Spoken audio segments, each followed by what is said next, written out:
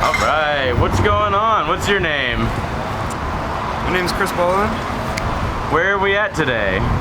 We're in Wynwood, Miami for Art Basel 2018. Heck yeah. You just finished this mural?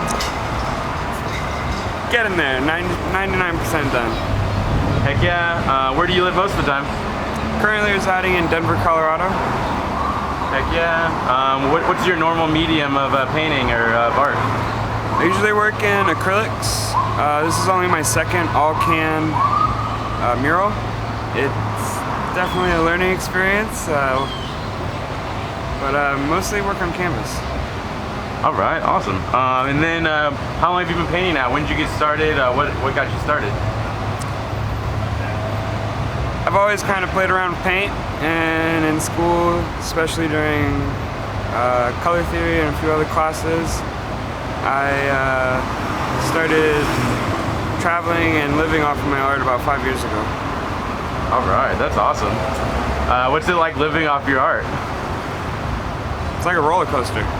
Fantastic, and then it gets there. Life wouldn't be great without ups and downs, you know. You're right. It's about how we handle ourselves at those highest moments and those lowest moments. And tell us about some of the challenges with this wall. The roller coaster of it all. I thought these curved, textured parts of the wall were going to be a hassle, but it actually worked out in my favor because of the gridding for it. Helped me keep my lines straight, and yeah, I think the biggest hassle was showing up after the first 7 hours and someone blacking it out, thinking it was their wall. So yeah, that was crazy. I can't believe you recovered so well after that. I was pissed, but honestly, a lot of my paintings, I paint over damn near finished works because I'm either stuck or I don't like it or something. It's okay to start over. Paint is paint. You can paint over it. Heck yeah. Let's see. And then, so what inspires you? What do you do when you're kind of having trouble to get inspired, or do you ever have trouble with it? Colors inspire me. How they make us feel. When I'm in a rut, I kind of go into a new piece just with a fuck it attitude, and that's where a lot of things start to click because I'm not thinking too much. I'm just releasing these thoughts or these emotions onto a canvas and letting the pigment really work with it. What do you think about Miami and Art Basel so far? It's humid here. It's been one hell of a time. Traffic sucks. People are friendly. I never really gotten stuck for so long. Getting to paint with some of my best friends, you know, you can't really put a word on that.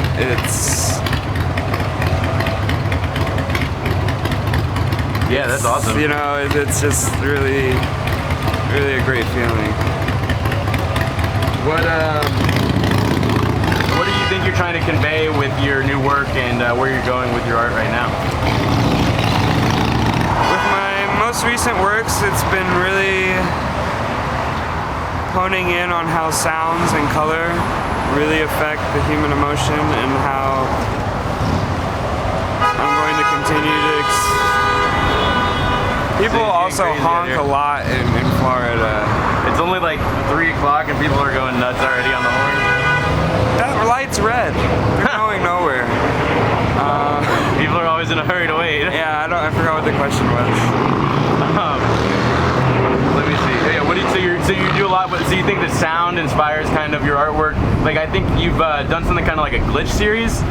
Well, as studying as a printer, I'm a big fan of color tests, printer tests. My grandfather was a litho artist, and I was given some of his test prints last year, which is what this wall is mostly inspired by. And yeah, it kind of all came together when I was working on my Chroma Death series, which was an all black and white show, and I kind of was going crazy with no color. And was getting very expressive on some pieces, so I needed something different where it taught me patience by lining everything up and making sure it's clean and proper, and then, you know, putting that mess back on top and rendering. So that's cool. Yeah, so you found your color. It was cool to see you do the whole monochrome series, and now it's interesting to see it in color. Yeah, and especially kind of bringing in There's a Time for Space and that whole minimal series, where going back to breaking it down and simplifying everything that I do, and allowing myself to let the pigment work with me and see what